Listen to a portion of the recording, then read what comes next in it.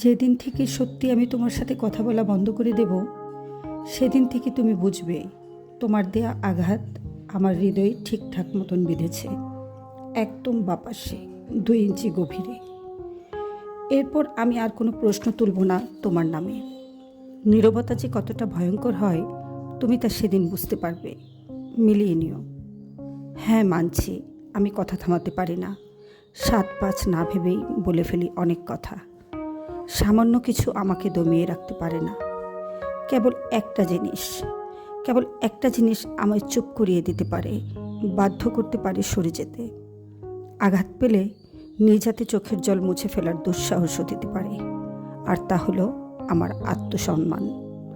আমি সব কিছুতে ছাড় দিতে পারি, কিন্তু একটা জায়গাতেই আমি কিছুতেই ছাড় দিতে পারি না।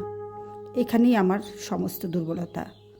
কেবল এখানে আঘাত করলেই বুকের বাঁ পাশে গিয়ে লাগে, ক্ষত হয়ে রক্ত ঝরে।